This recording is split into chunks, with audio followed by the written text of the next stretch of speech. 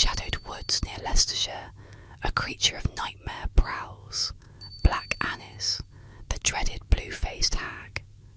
Cloaked in darkness, her gnarled face is stained a haunting shade of blue, her iron claws gleaming with a terrifying sharpness, honed from years of hunting in the dead of night. Children and townsfolk alike know the tales of her hunger, a twisted craving for human flesh that sends shivers through the village. Black Annis hides in a cave carved from the rocks by her own jagged claws, a lair littered with the remains of her grisly feasts. Animal bones, and some say human bones, line the ground, while the chilling stench of decay fills the air. As dusk falls, she slinks from her den, her clawed hands scratching along tree trunks, leaving deep gouges in the bark. Her piercing eyes, dark and unforgiving, scan the surroundings, searching, waiting. She has a particular taste for children, her long, spindly fingers reaching out to snatch any who wanders too close to the edge of the woods. Many parents tell their children tales of Black Annis, warning them not to stray after dark, lest they become her next victim. They say she hides beneath beds or crouches outside windows, her twisted grin visible just beyond the glass, savouring the fear of those trapped inside. Sometimes, villagers claim to hear her unearthly wails in the wind, a bone-chilling howl that pierces the night. They say it's her call, a twisted lullaby that drags the unwary toward her grasp. On moonless nights, her figure can be seen creeping through the shadows, her blue face glowing faintly, iron claws poised to strike. Today, the legend of Black Annis still haunts the children of Leicestershire, a ghastly spectre lurking at the edge of nightmares, waiting to snatch anyone who dares defy the tales of her insatiable hunger.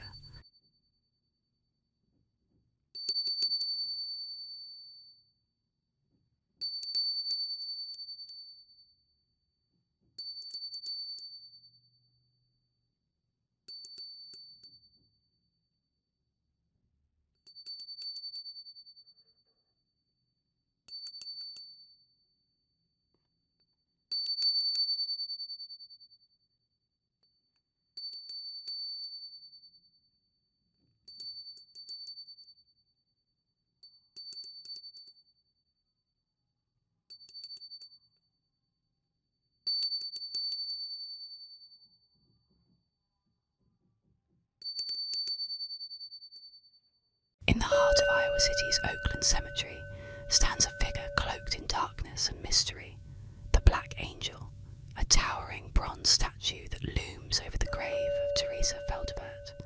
Erected in mourning, the angel's darkened form and unsettling gaze quickly became the source of fearful whispers. Legend says she is cursed, a silent harbinger of death, watching and waiting for those who dare to defy her silent warning. By day, the statue is imposing, her massive wings stretching wide, casting shadows over the graves below. But as night falls, her presence shifts from solemn to sinister. Those who have dared to visit her after dark claim to feel an intense, bone-chilling cold radiate from the statue, as if death itself were reaching out. They say that anyone who dares touch the angel at midnight will suffer misfortune, illness, or worse, death within days. Some claim to have seen her eyes glow faintly, an unnatural, haunting light that pierces through the fog, as if the angel herself is peering into the souls of those nearby. A few witnesses swear that her wings have moved, rustling slightly, and her hands seem to reach out, fingers stiff yet desperate, as if she longs to pull the living into her cold, stone embrace. Teenagers once dared to kiss the feet of the angel, testing her rumoured curse, but tragedy followed.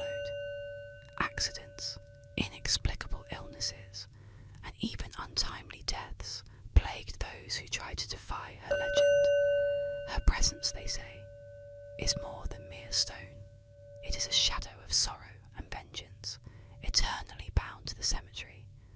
Today, locals avoid the Black Angel at night, believing she still harbours a dark power, and if you stand before her, feeling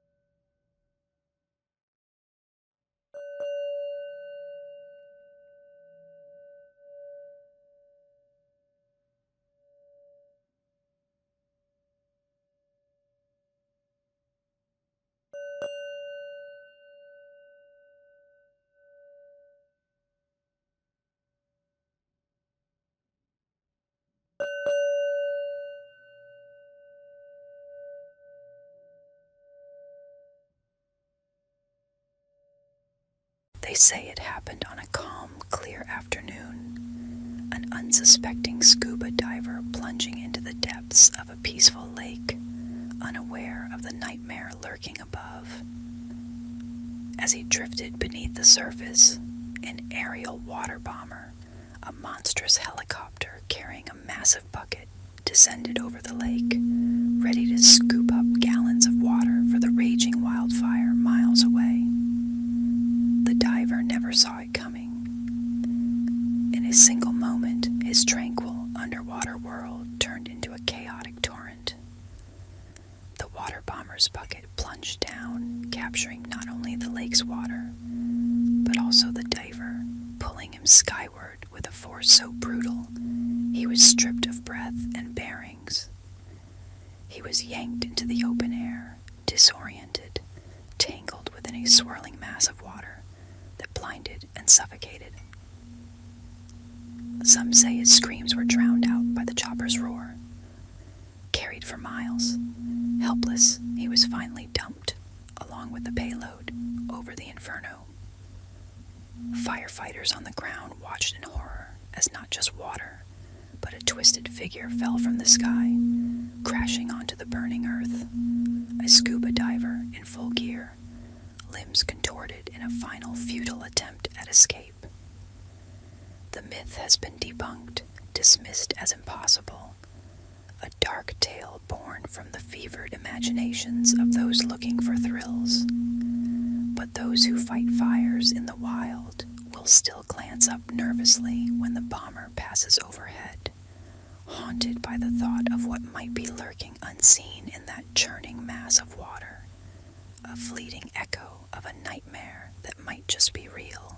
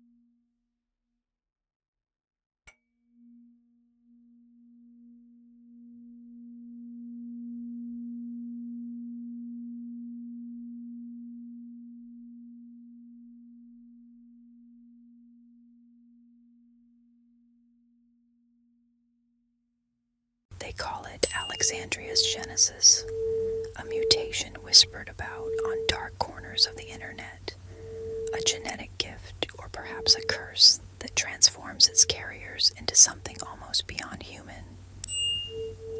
Those with this mutation are said to possess eyes of an unnatural shade, a deep, almost glowing violet that seems to pierce through your very soul. These eyes are not merely beautiful. They hold an ancient knowledge, something that feels off, something that hints at a reality beyond what we understand.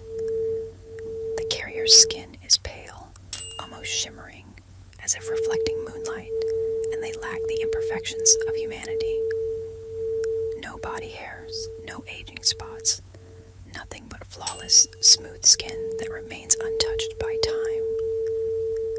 For women, there is no menstruation, but they remain fertile, a cruel and paradoxical defiance of the natural world. It It's said that those who have seen them can't shake the feeling that there is something distinctly cold about their presence, a detachment from the world that makes them seem almost spectral. There are those who claim to have met someone with Alexandria's Genesis. They describe encounters with people who seem ageless, their eyes too intense, their manner too calm, as if they were only pretending to be human. Rumors say they live for centuries, watching silently as the world changes around them, untouched by the march of time, their violet eyes betraying no hint of emotion. The real fear is in the unknown, what they want, why they hide, and how many there are. When you stare into their violet eyes, you might feel it, the unsettling sensation that you're not looking at a person, but at something else entirely, something that sees you as no more than a brief flicker in the eternity they have already seen and will continue to witness.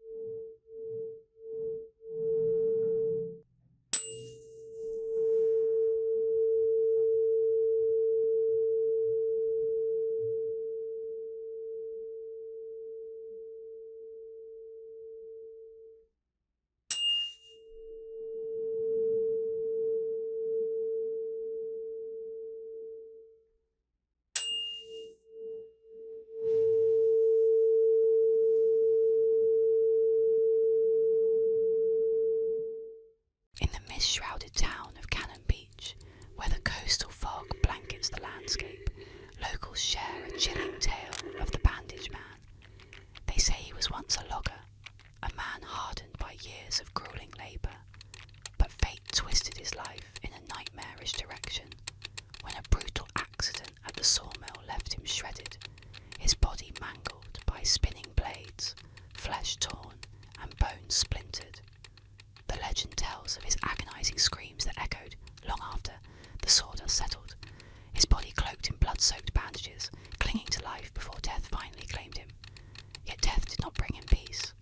No, it bound him to the land, cursed to wander the coastal roads and woods, an undying shadow of suffering and rage. Locals claim that the Bandage Man haunts the old logging roads, reeking of decay and vengeance, waiting to unleash his fury on unsuspecting travellers who dare cross his path. On a cold, moonless night, two teenagers named Lisa and Mark drove up to a secluded lookout on the cliff, their laughter carrying through the still night. They parked, content with each other's company and the eerie quiet surrounding them. But as they leaned in close, the car suddenly shook, as if struck by an unseen force. Startled, Mark scanned the darkness, his pulse quickening. Nothing but fog and shadow met his gaze. Then came a stench, the foul, sickly odour of rotting flesh and mould. It seeped into the car like an omen. Suddenly, from the corner of her eye, Lisa spotted a movement. A figure lumbering toward them, wrapped head to toe in filthy, blood-streaked bandages, his form twitching with unnatural jerks. His eyes glowed faintly beneath the layers, glinting with a twisted fury as he dragged his broken body closer, closer. Mark slammed the car into reverse, his hands trembling on the wheel. The Bandage Man reached the vehicle, clawing at the doors with cracked, bloodied fingers, smearing the glass with sticky red streaks. His muffled grunts turned to frenzied snarls as he pounded, each strike heavier, filled with unspeakable malice. His bandages hung loose, revealing glimpses of torn flesh and exposed bone beneath. Mark and Lisa's screams filled the car as he threw the vehicle into drive, tyres squealing as they sped down the winding road.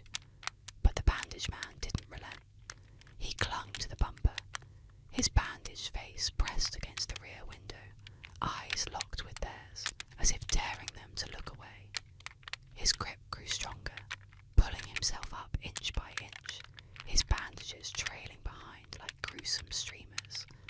With a final, desperate turn, Mark swerved off the main road, nearly careening into the forest as the cars skidded to a halt. They waited, breath held, but the bandage man had vanished, his rotting scent lingering like a ghostly reminder. They dared not speak as they drove back to town, only to realise later that the windows bore streaks of dried blood and faint, hand-shaped smears. The townsfolk say that if you're driving alone on foggy nights and catch a whiff of that deathly odour, it means the bandage man is near, and he won't stop until he claws his way into the car.